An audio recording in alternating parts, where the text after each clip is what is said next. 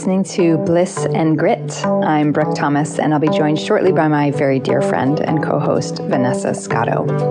So on this show, we are talking about being students on the embodied spiritual path, and what does that actually mean? So what is a real evolution of our lives? How do we ultimately embrace everything? So all of the beauty and crazy, the joys and the messes, the bliss and the grit that is a human life. We'll be feeling our way through the path, and you can listen along here on the show as we do. In today's episode, which happens to be our first episode, I'm interviewing the divine Vanessa Scotto, so you can get a feel for who she is and what shape her path has taken and is taking. Just a note before we dive in that Vanessa and I do have potty mouths. So if there are kiddos around, pop in the headphones and just generally be prepared for some grown-up language. Okay, so I'm going to start with a little introduction about my relationship to Vanessa. Very dear friend of mine. We've been friends for many, many years. And I say this all the time, but so I've never had love at first sight with a man, like this romantic idea of you see them from across the room and you just know it's like important connection.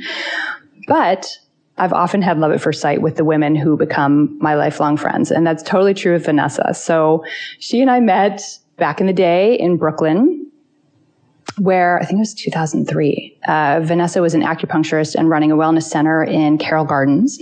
And on this particular day, I just moved into Carroll Gardens and I was looking for an office. So I was walking around my new neighborhood. It's very old school, non-internet way to find an office. And it was the same day that you had just hung up office for rent sign in the window. It was like very rom-com cuteness. We love synchronicity. Like, oh, just walk in. So we went in and we talked. I still remember what you were wearing, which you didn't think that was true until I described it to you when we were in Crestone at Dharma Ocean a while ago. And you're like, I still have that tank top. And it was totally a lightning striking moment. So Vanessa and I practiced together in that space for many years, me as a Rolfing practitioner, Vanessa as an acupuncturist. Since then, we have been through marriages, divorces, love lost, love gained, multiple moves to multiple cities, new educations, drama, no drama, shifting around. And I feel really, really lucky to consider Vanessa a Dharma sister of mine. Very lucky, very grateful. And that we get to be on this path together, that you're the person that we can text about what amazing new episode we're listening to of Buddha at the gas pump, or what amazing quote from Reggie Ray we want to share. So it's a delight that we get to talk here. Yes, thank goodness for you. So my husband doesn't have to deal with all my spiritual geekiness. I know, it's so nice to have somebody where you can be like, have you been reading this article by Judith Blackstone? No, I'm going to read it right now. Mm-hmm. So why don't we start? Because the goal of this episode is that people can get to know you and be introduced to you before we dive into having conversations more frequently on this show. Back in the Brooklyn days, you were an acupuncturist running a wellness center. And since then, you've transitioned out of Chinese medicine. But if we can go back all the way to there, like what was the initial impulse towards Chinese medicine? And then we'll get into what you're up to now. I think the initial impulse towards Chinese medicine is actually the same impulse in what moved me towards counseling and then towards meditation teaching. It's actually always been the same, which I find fascinating because, we spend so much time trying to figure out who we are, even still, who am I? What gifts do I bring to the world? What's my specialty? And then, you look back and you're like, oh God, it's always been there. It's like, it's just weaving together in this beautiful tapestry. And so I think back then, I know back then, I know that what brought me towards Chinese medicine and then eventually the rest of my path was I had, I'm going to go back even farther actually, was that sometime in my early childhood when I was trying to figure out the meaning of life as a normal 7-year-old may do. The only thing I could come up with was that we were here to serve people. And I really can't imagine that I thought that as a kid, but I did. I thought, we're here to help people.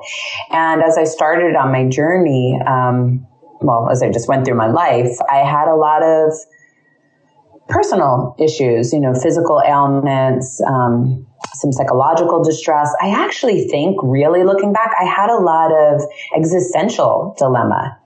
And for me, as I started to explore, like, what does this all mean, and how could I shift this, and how do I make sense out of this, I became very clear for myself that the body, mind, and spirit all needed to be looked at, like all together.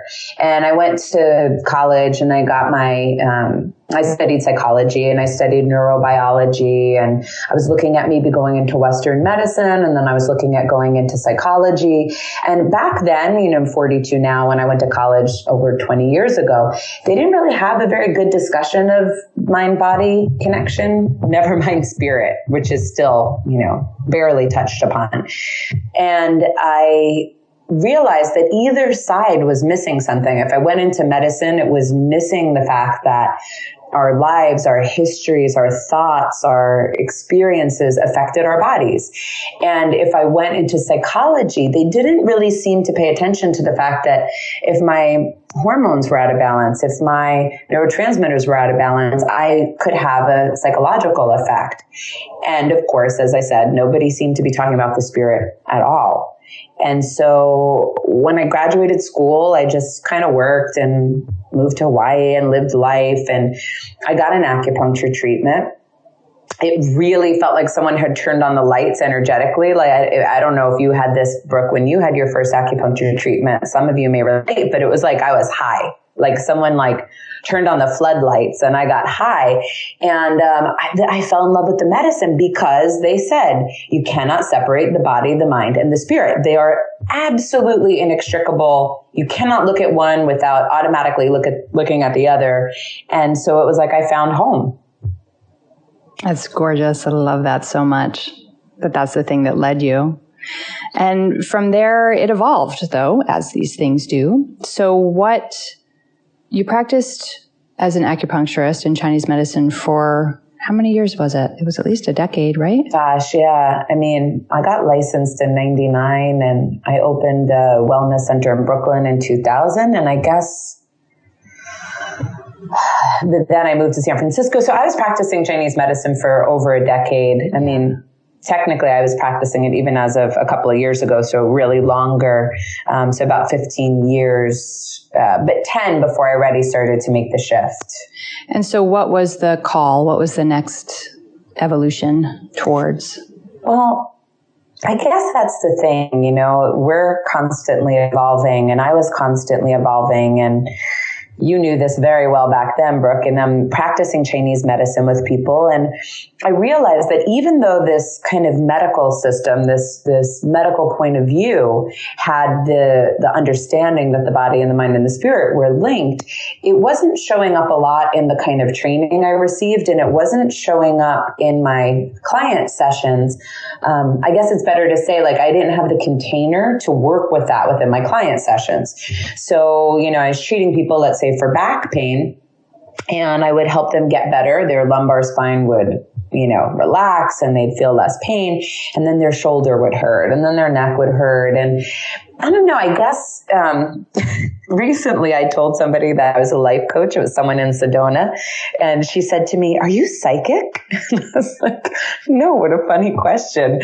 But I guess all the Sedona life coaches are psychic." And I'm like, "I'm not psychic, but I am intuitive, and I do sense things." That's kind of the way that I work with this unseen information. I've always been able to feel emotions and feel perceptions. And so that was what was happening in my Chinese medicine practice looking back, only I didn't have a way to talk about it with people. So it's I understood I was treating their pain, but that it was so much more than just a muscle spasm, that it went all these layers deeper, but I didn't feel like I had, well, on some level, the right. That's what I mean by the container, because that's not what they were coming for. But moreover, the depth and the understanding to address all of that with them. So the call kind of got loud, and I started to get really irritated in my practice, really impatient. I wanted something different.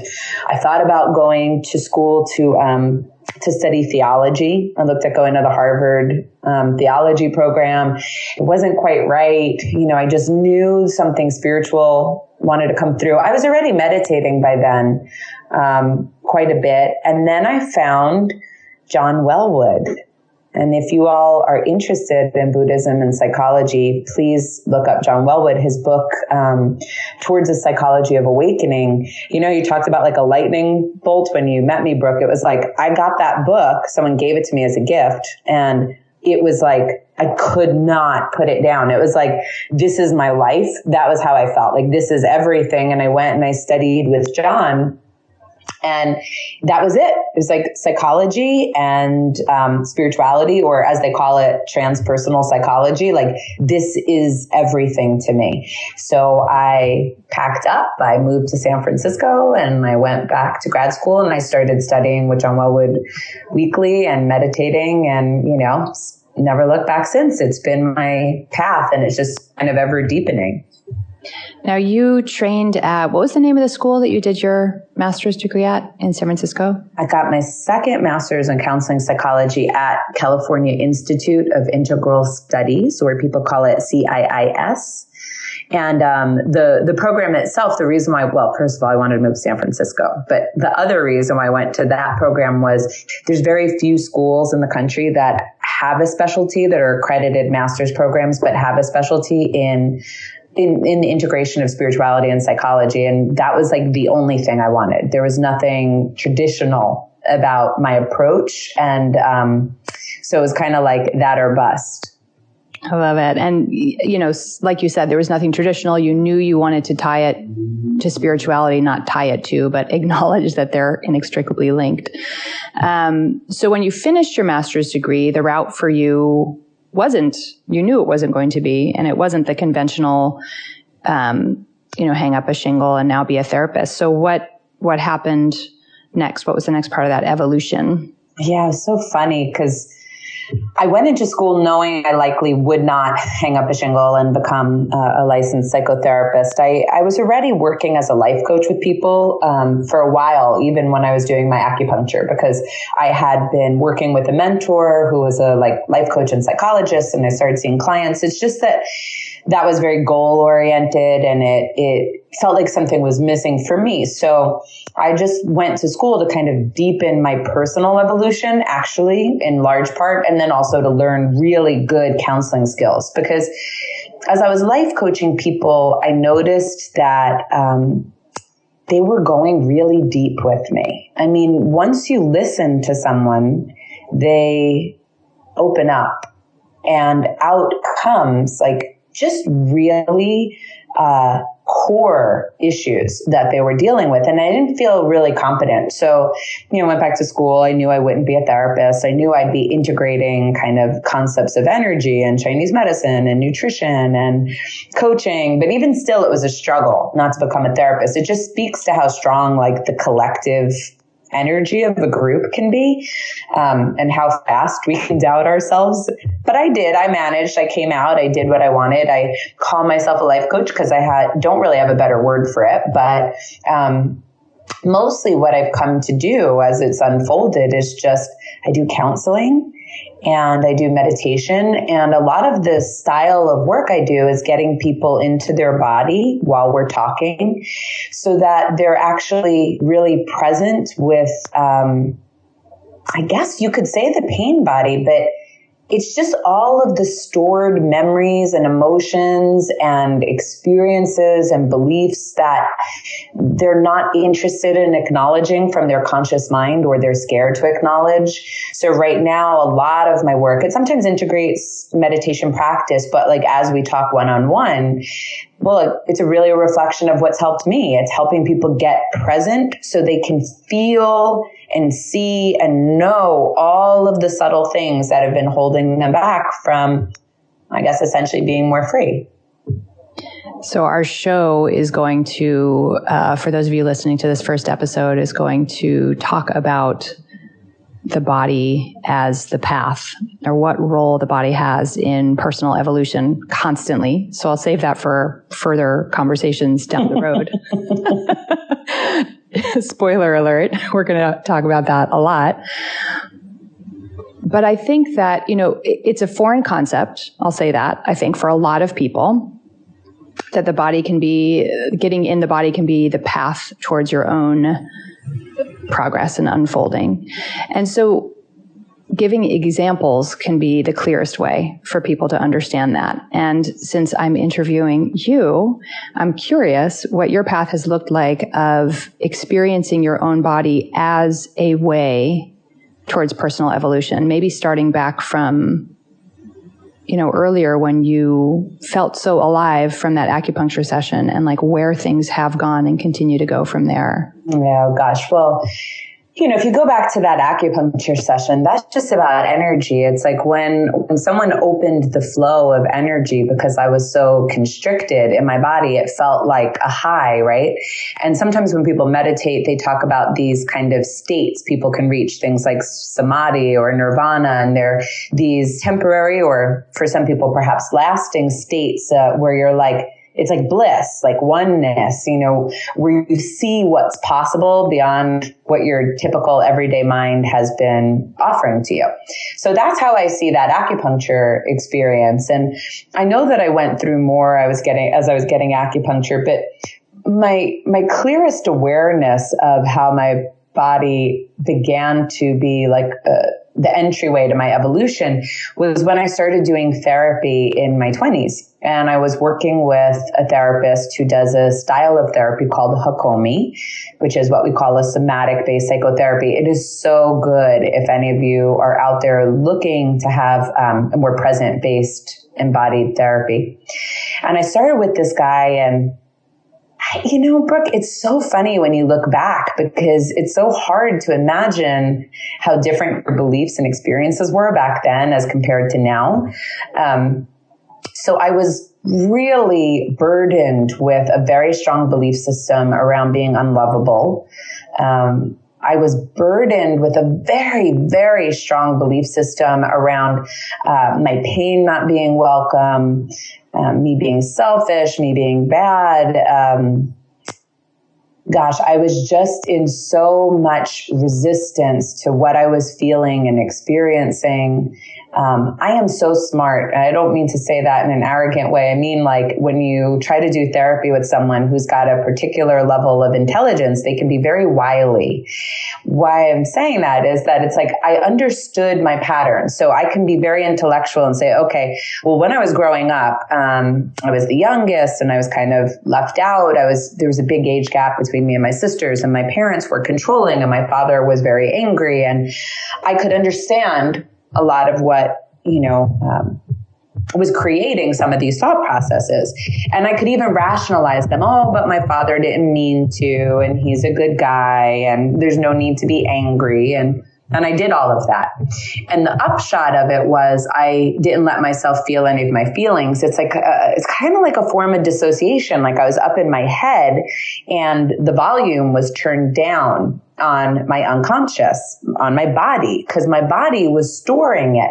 At that point, I didn't understand my body was storing it until I would start to go through these experiences with my therapist. And, I'd be telling him a story about my childhood, let's say, and he would be like, okay, well, slow down, take a breath. How does that feel in your body? Like, what are you noticing? So let's say, for example, my father, who's a beautiful man who I love today, but had really deep rage problems that created quite a bit of trauma for me as a young child. I thought, well, I'm not angry at him. I love him. I had a very normal childhood. These are all things I would say. When I slowed down and I got in my body as I was guided, and I really got to the truth of what was happening, not what I wanted to happen, but like what was really up, it was like I was fucking scared for my life. I was terrorized. I was angry as all get out that I was threatened. I mean, it was like a whole new world open for me. And I think that's the very common thing. We have these very smart brains, and we I guess we have a habit where we don't want to feel what we don't want to feel, and we don't want to be who we don't want to be.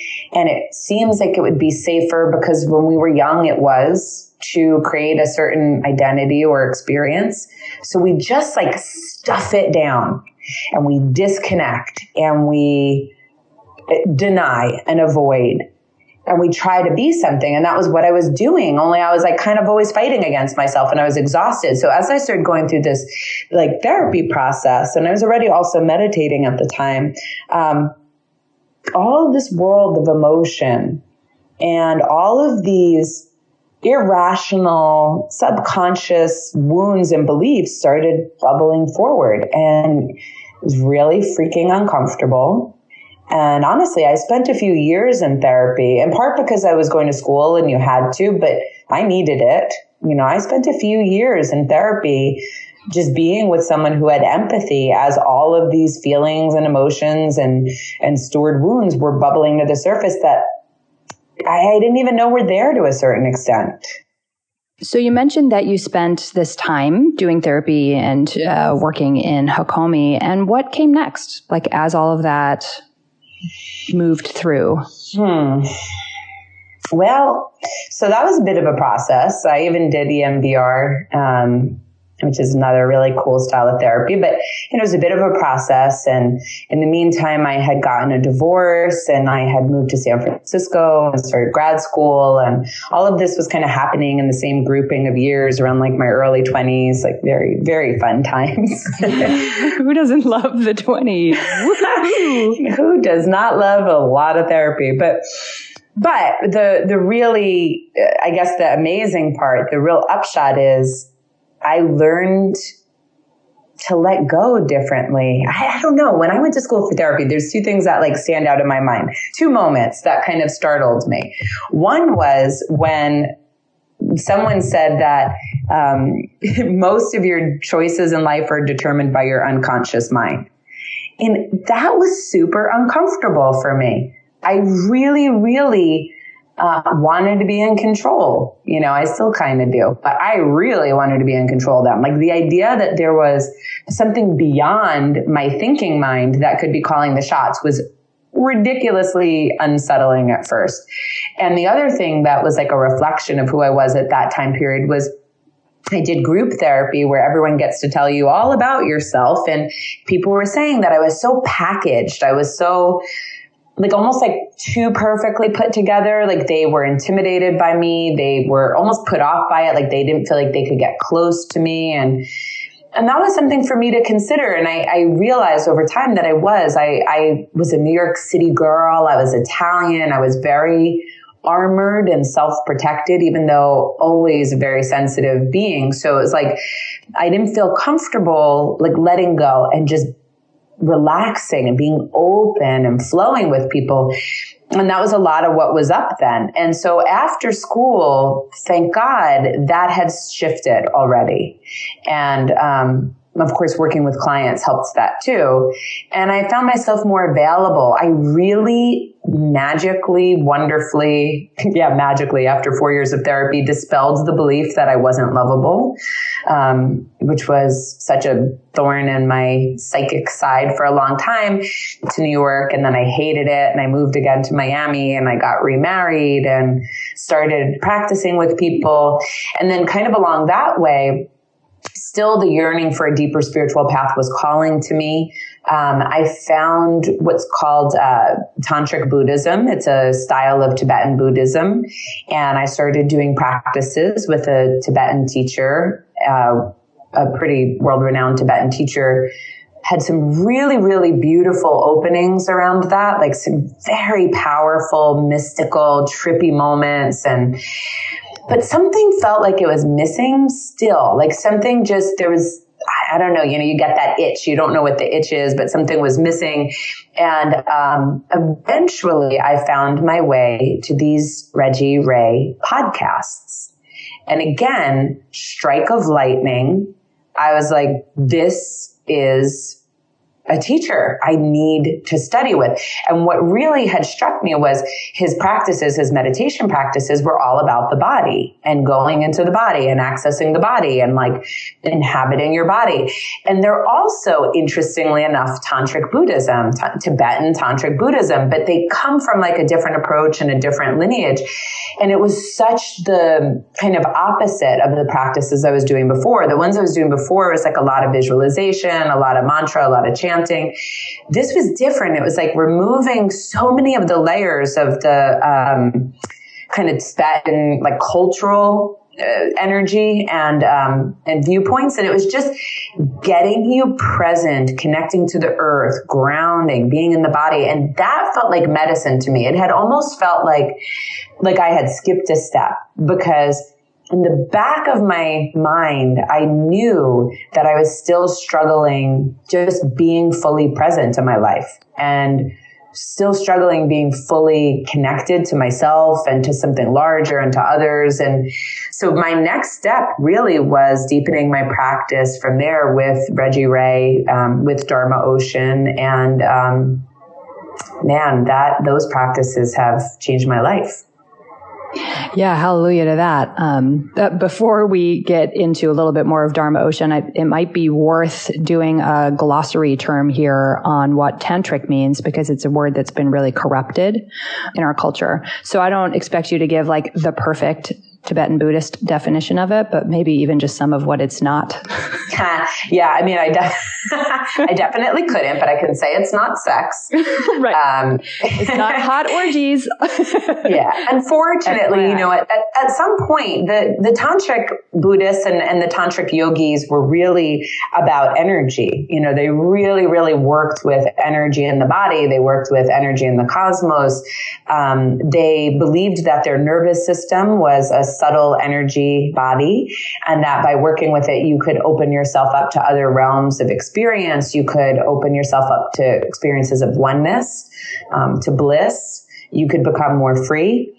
And so they did a lot of work with the body. They did a lot of work with energy channels. And so, yes, actually, historically, there were some people who in these traditions were working with sex as a vehicle. Sure. So it's not that this came out of nowhere that people used it. But of course, as we do in the West, it's like the worst is we take everything and we sensationalize it and we remove it from its traditions and its religion and its cultural origins. And people have corrupted it, as you said, and made it about like, here's how to have good sex. Right. You want to have sex for 12 hours? We'll teach you how. Yeah. When really what Tantra was about, it was like, it's about the fact that what we could say is like form and formless exist at once.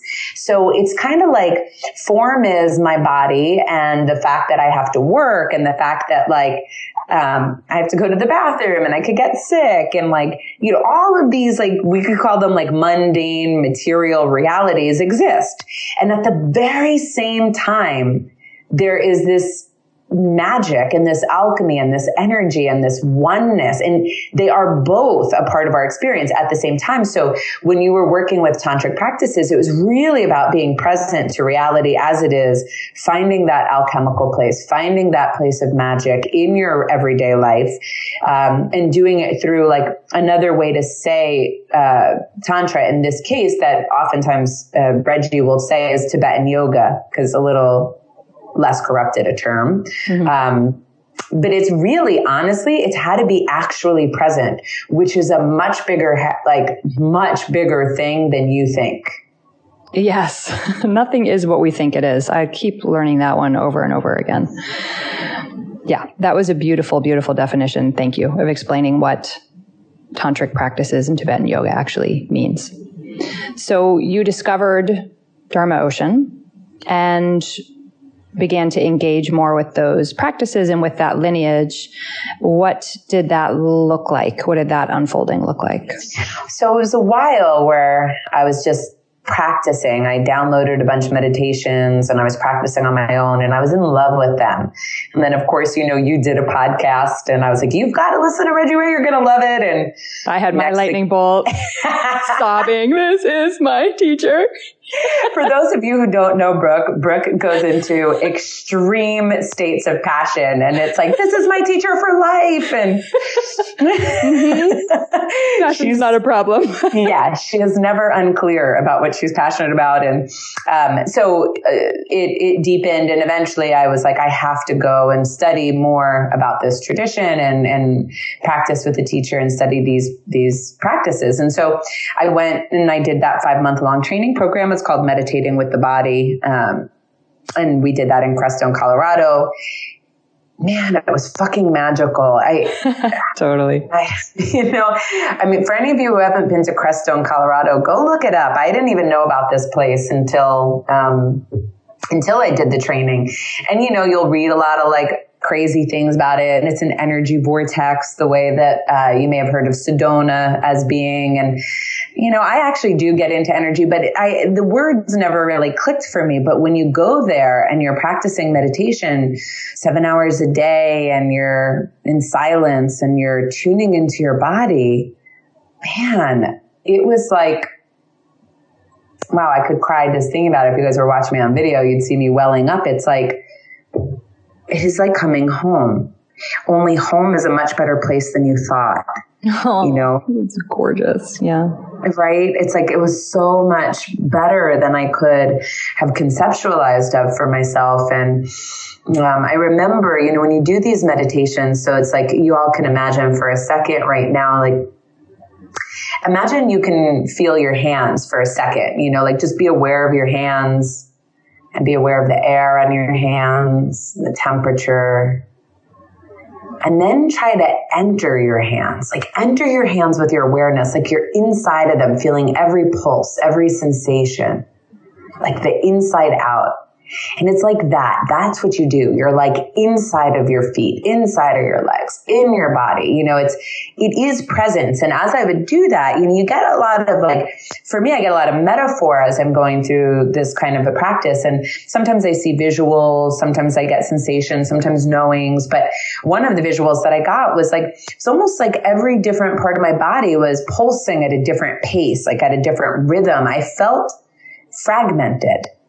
In truth, it's not possible to be fragmented, but it was a really clear metaphor that I was disconnected in some regard. And as we went through the retreat, I felt whole.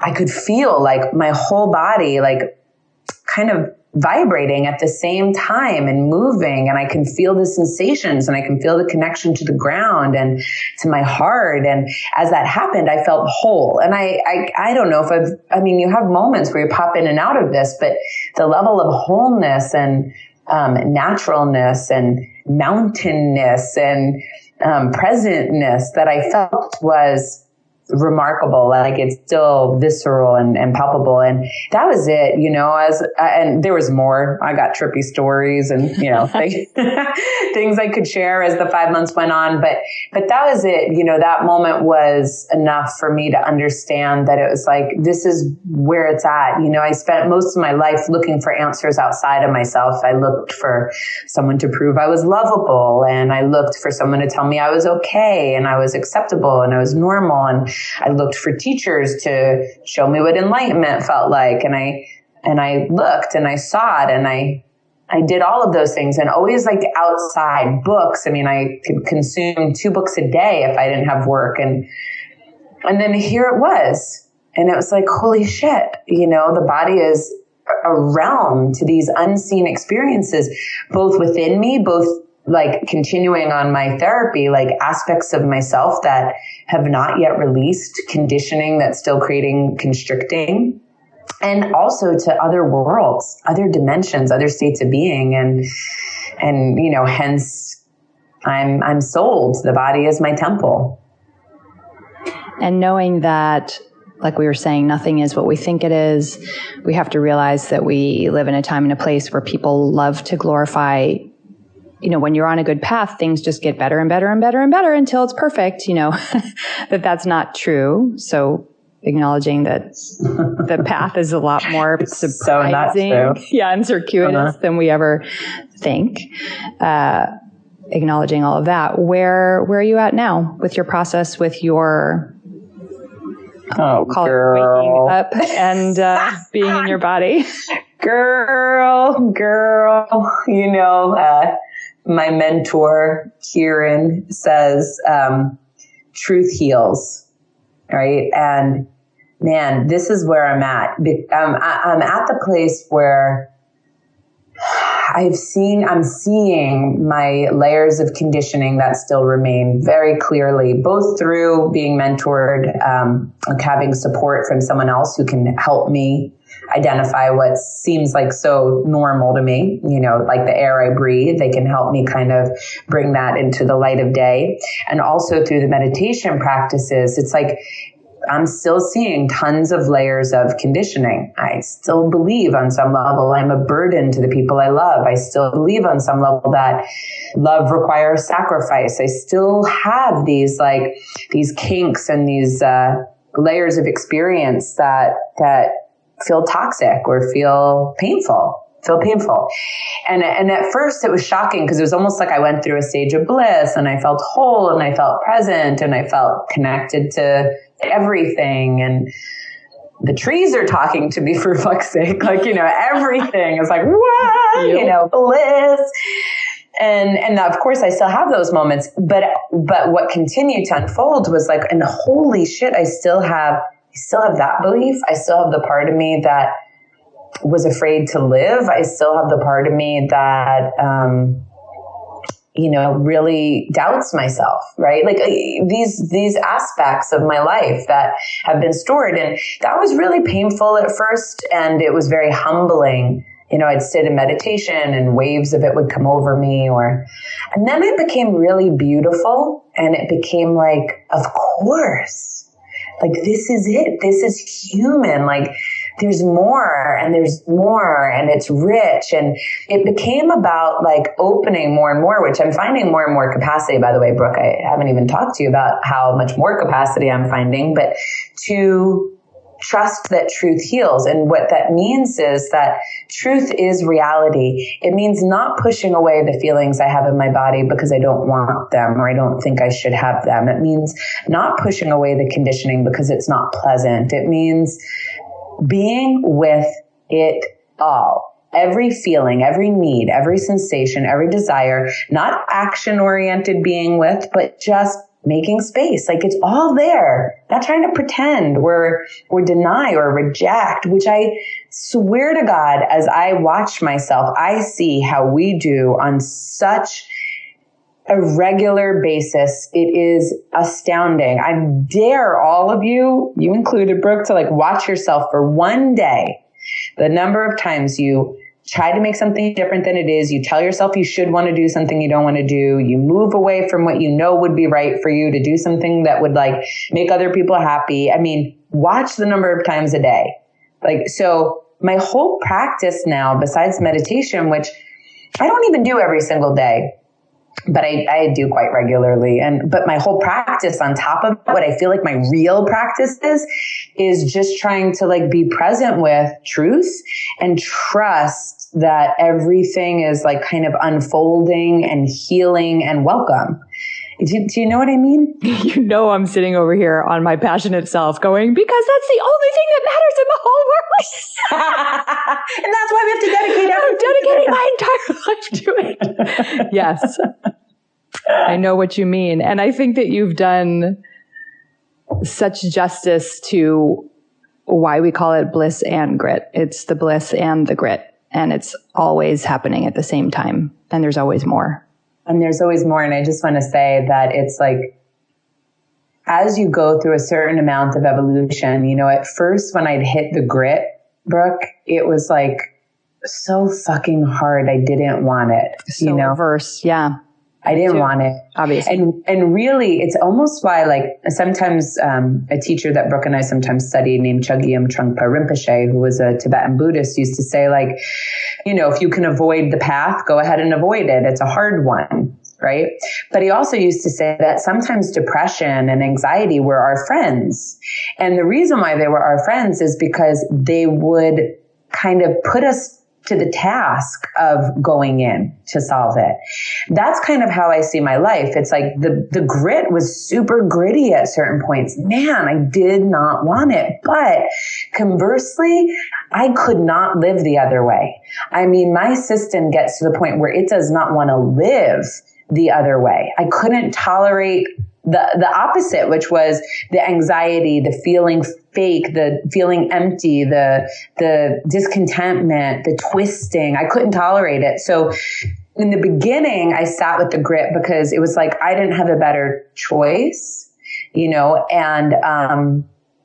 and then over time now, as I've gotten to a certain place within myself, it's like I sit with it because it's what's real and because it's what's true. And above all, the only thing I've ever wanted, really, what I was always seeking was truth. That's it. So that's this. So now it has a certain intrinsic beauty about it that's real. It's not cognitive, because I knew in my mind prior, like I should feel good about this. Everything is sacred. But I didn't feel that way. And currently more and more and more and more, I'm feeling like, man, it's all sacred. The bliss and the grit of it. It's all us. It's all our life. It's all precious. It's all human. It's all spiritual. There's nothing you can do that's not spiritual. P.S. And now it's for real. Now that's a very cellular experience. So bliss and grit continues to take on like a richer and richer meaning for me as well. Oh my God, I love you so much. I love you. And I hope that all of you listening get a little peek at how magical and genuine and true Vanessa is. And I'm so glad we get to do this together and have these conversations. I'm looking forward to so much more to come.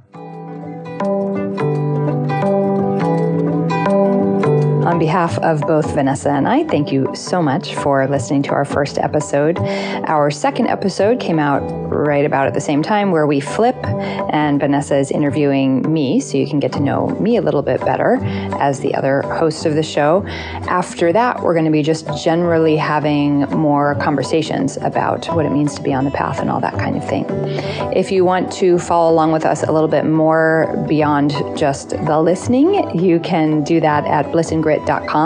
We're still getting our shit together, but that website does exist and it will evolve over time as the show evolves. And we're also on Facebook. So, hey, now we've got that going for us. That's /blissandgrit. We'll whip up a Twitter account in there somewhere and we'll see how that all goes. But we're on iTunes, we're on Stitcher, and I really hope that you continue to listen along. We are delighted to hear from anyone in any way, shape, or form, feedback, and all that good stuff. I look forward to chatting with you all more in the future. Thank you so much.